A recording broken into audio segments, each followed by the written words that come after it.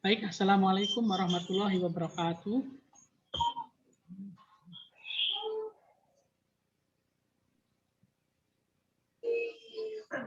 Salam Warahmatullahi wabarakatuh. baik. Ya. Warahmatullahi wabarakatuh. Baik, alhamdulillahirabbil alamin. Wa bi nasta'in ala umuri dunya waddin wa ala alihi wa sahbihi ajma'in amma ba'du.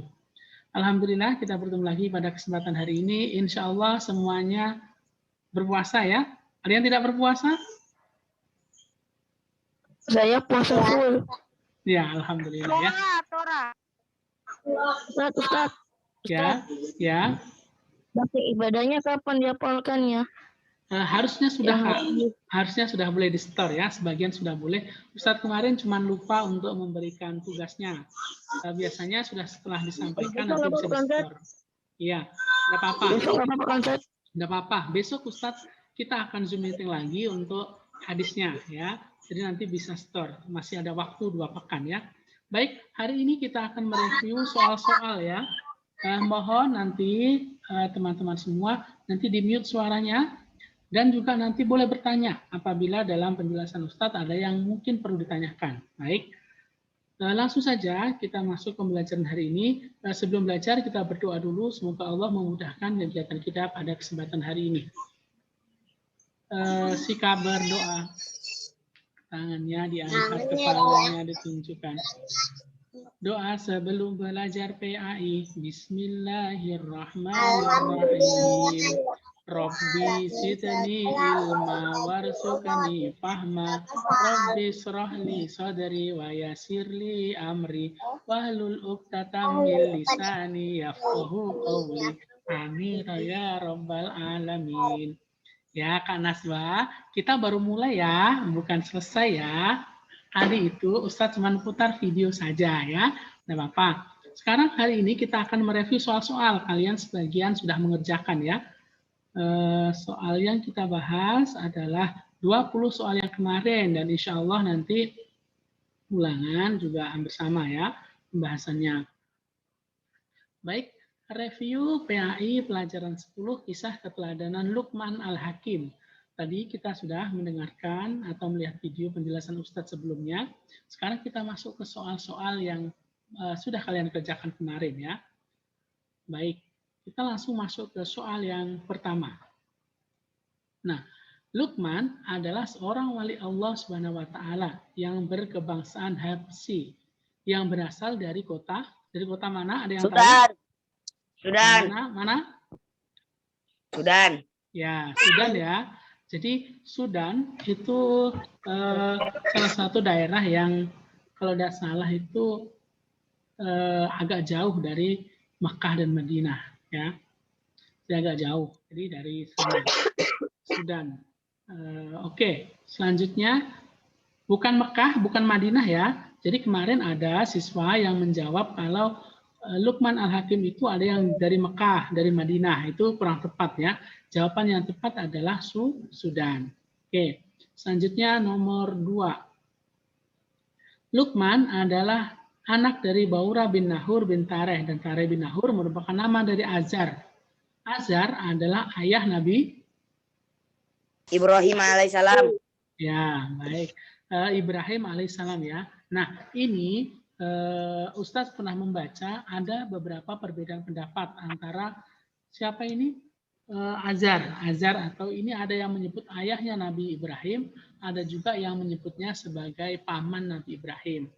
Ya Allahu alam itu karena sudah berlalu ya, dan mungkin bukti ilmiahnya mungkin ada beberapa. Jadi mungkin ada yang berpendapat Azar itu ayah Nabi Ibrahim, ada juga paman Nabi Ibrahim. Tapi di sini Ustadz menggunakan ayah Nabi Ibrahim, ya salah satu dari pendapat tersebut.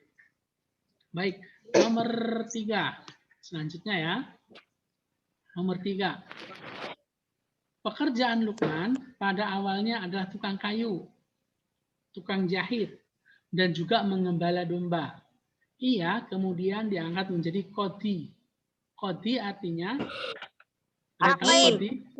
apa? Ya, qadhi itu artinya adalah hakim. Ya. Hakim. Ya, betul Kak Wildan, hakim ya. Jadi hakim itu yang menentukan perkara. Jadi kalau sekarang juga ada hakim, zaman dulu juga sudah ada. Jadi kalau ada sebuah perkara, maka nanti diselesaikan oleh hakim yang memutuskan. Tapi tentu dengan mendengarkan beberapa nanti saksi-saksi dan seterusnya. Dan Luqman Al-Hakim, karena beliau itu seorang yang bijaksana, maka dijadikan qadhi ini. Ya. Baik, selanjutnya nomor 4. Luqman pernah menjadi seorang hakim, yaitu pada masa Raja siapa? Daud alaihissalam, Abraha, Sulaiman alaihissalam, Namrud. Daud. Ya. Daud. Ya, Nabi Daud alaihissalam. Jadi Luqman itu selain sebagai hakim, beliau itu juga guru dari Nabi Daud alaihissalam. Jadi Nabi Daud alaihissalam itu juga belajar mengenai agama ini kepada Luqman Al-Hakim. Ya, jadi Luqman Al-Hakim memang terkenal orang yang mempunyai hikmah atau pengetahuan yang luas. Jadi dari situ juga Nabi Daud alaihissalam menjadikan Luqman ini sebagai hakim. Tak kena, tidak bisa. Kak Adib. Ya, nanti bisa di-mute dulu ya. Nanti kalau mau menjawab boleh dinyalakan ya. Baik. Selanjutnya nomor 5. Berikut ini yang menyebabkan Luqman Al-Hakim memiliki keutamaan yang besar. Kecuali, ingatnya ada kecualinya. Jawabannya adalah A. Jujur dalam bicara. B. Menunaikan amanah. C. Meninggalkan perkara tidak penting. D. Suka memberi fatwa. Jawabannya, Kak Izat? Suka memberi fatwa. Ya, betul ya. Jawabannya suka memberi fatwa. Jadi fatwa itu diperlukan ketika memang ada suatu masalah. Ya, contoh, semisal nanti ada ini masalah COVID-19, ada ini. Nah, biasanya sholat Jumat, ya sholat Jumat itu dilaksanakan di masjid. Nah, dulu ketika COVID-19 itu meledak banyak, maka itu ada muncul fatwa. Fatwa itu dasar hukumnya nanti tidak boleh mengerjakan sholat Jumat, contohnya. Nah, itu contohnya fatwa. Fatwa itu sesuai dengan keadaannya. Jadi bukan suka, ya suka memberi fatwa, maka itu sesuatu yang tidak tepat, ya.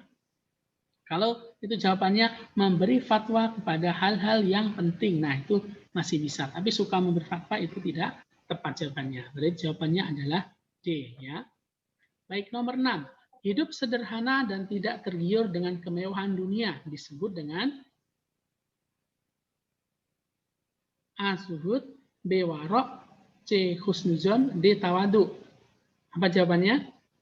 Hidup sederhana dan tidak tergiur dengan kemewahan dunia. Ada yang tahu? Halo? Tidak ada jawaban sama sekali? Warok. Kayaknya. Warok atau Zuhud? Warok, Ustaz. Warok ya? Ya, jawabannya adalah Zuhud.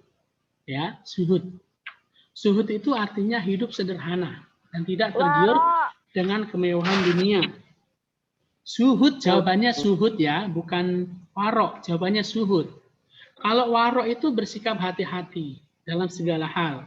Ya, contohnya, contoh warok ya, contoh warok itu contohnya Kak Adib semisal.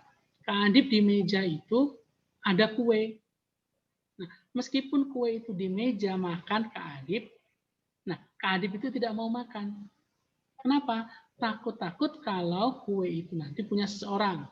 Contoh Kak Adib punya adik, itu ternyata kue adiknya. Nanti tiba-tiba dimakan adiknya nyari. Nah, dia selalu berhati-hati dalam segala hal.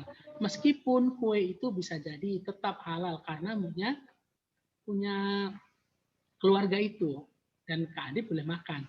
Tapi untuk kehati-hatiannya tidak mengambil itu. Itu contoh warok. Kalau zuhud itu sederhana, ya.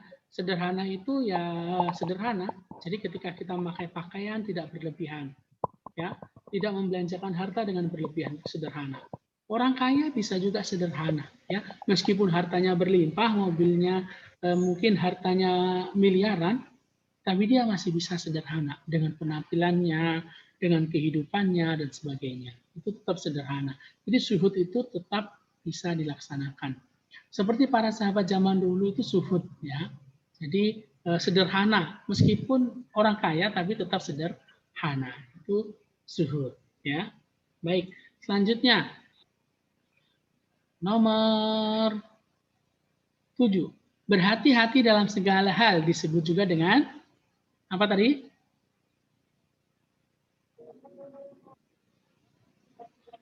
Waro. Ya, Waro. berhati-hati dalam segala hal disebut dengan waro, ya, waro. Waro. Ya, baik. Selanjutnya, menurut kebanyakan ulama, Luqman Al-Hakim adalah seorang A. Nabi, B. Rasul, C. Wali Allah, D. orang biasa. Apa? Allah. Ya, Wali wali Allah. Allah. Ya, betul, wali Allah, ya. Jadi, ya, waliullah itu artinya adalah orang yang dekat dengan Allah. Ya, jadi kekasih Allah juga bisa. Jadi ada orang-orang yang dijadikan wali, kekasih oleh Allah dengan diberi pengetahuan dan juga hikmah. Itu salah satunya Luqman Al-Hakim. Meskipun sebenarnya Luqman Al-Hakim itu juga keilmuannya itu juga mungkin hampir sama dengan Nabi dan Rasul. Tapi dia tidak termasuk Nabi dan Rasul. Dia termasuk wali Allah. Ya. Baik, selanjutnya nomor 9. Dalam Quran surat Luqman ayat 12, Allah menjelaskan bahwa bersyukurlah kepada Allah dan barang siapa yang bersyukur kepada Allah, maka sesungguhnya ia bersyukur untuk A. Allah, B. Dirinya sendiri. Ya, D. Dirinya sendiri. Ya, jawabannya adalah dirinya sendiri. Ya, kalau kita bersyukur kepada Allah, maka bukannya Allah kok terus jadi wah Allah jadi lebih hebat. Ya enggak, Allah tetap sama Allah. Tapi kalau kita bersyukur kepada Allah, maka nanti Allah akan ridho dan memberikan balasan lagi kepada kita. Jadi intinya kita bersyukur itu juga untuk diri kita sendiri. Itu yang diajarkan dalam surat Luqman ayat ke-12. Nomor 10. Mengenai pentingnya akidah, Luqman menasihati anaknya agar tidak menyekutukan Allah Subhanahu wa taala. Hal tersebut terdapat dalam Quran surat Luqman ayat keberapa? Yang la tusyrik billah. 13. Ya, jawabannya adalah ayat ke-13 ya. Ayat ke-13. Ya, la tusyrik billah, jangan menyekutukan Allah. Itu akidah, ya. Akidah itu keyakinan kita, berarti tidak ada Tuhan selain Allah dan tidak boleh menyekutukan Allah. Itu akidah. Baik, selanjutnya nomor 11.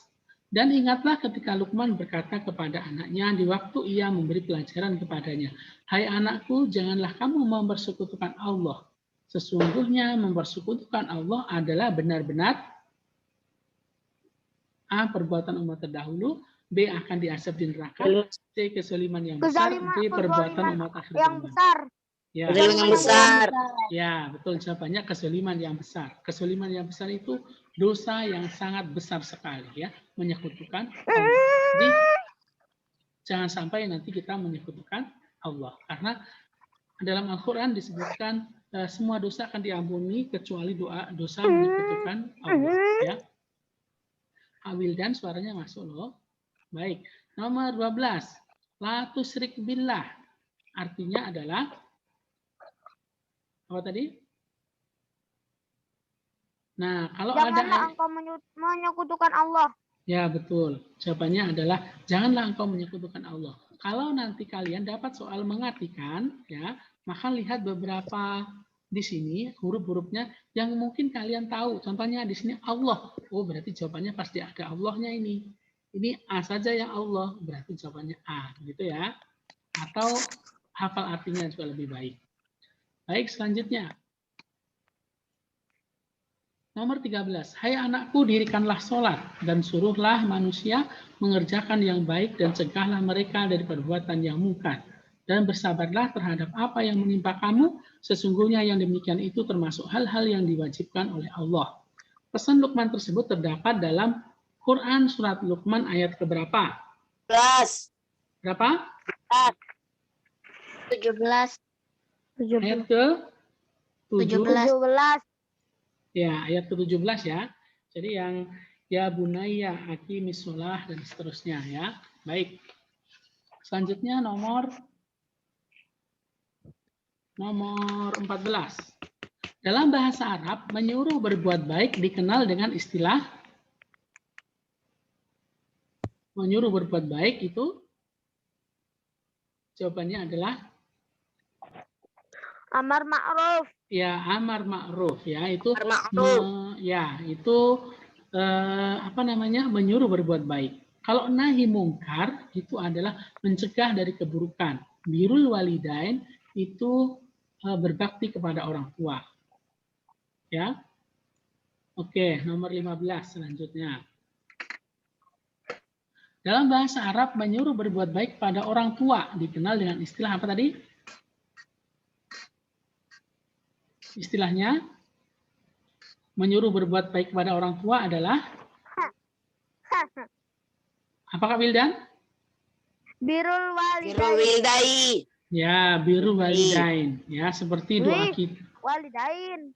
Ya, Birrul walidain. ya, seperti doa kita ya. Allahumma firli dunubi wali walidayya.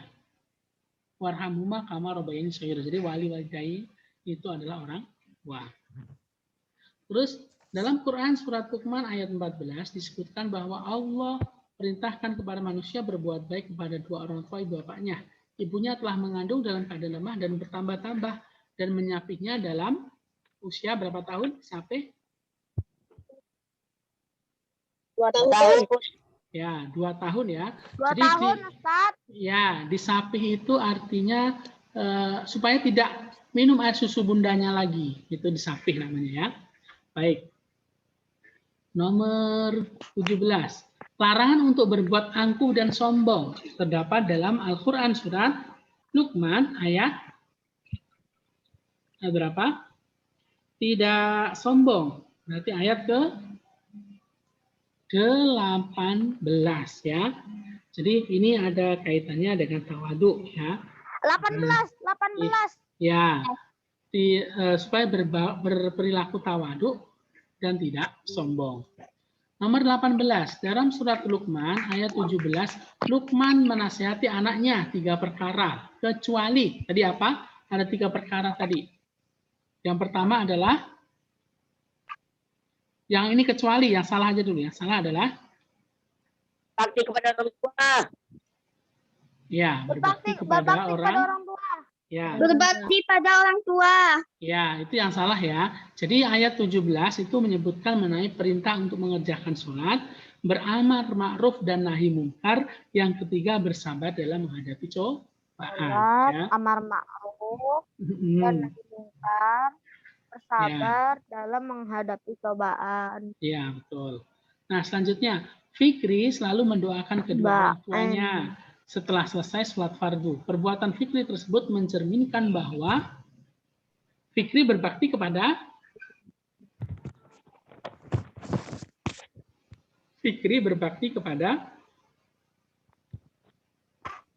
belum ada yang jawab. Mendoakan kedua orang tuanya berarti Fikri itu berbakti kepada orang tua. Orang tua ya. Jadi karena mendoakan orang tua ya berbakti kepada orang tua.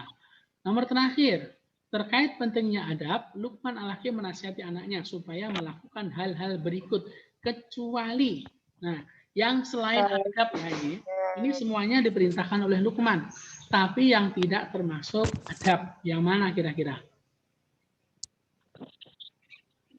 A. Berbuat baik pada orang tua, B. Jangan menyekutukan Allah, C. Tawadu, berbuat baik pada orang tua, sopan dan santun. Jawabannya adalah jangan menyekutukan Allah.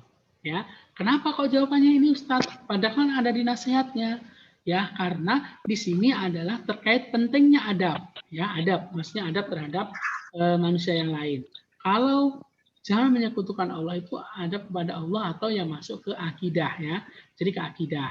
Jadi di sini yang tidak adalah ini, jangan menyekutukan Allah. Ya, itu tidak termasuk dalam adab, tetapi masuk ke akidah. Oke, baik, itu saja yang mungkin bisa Ustadz sampaikan. Mungkin ada yang mau ditanyakan?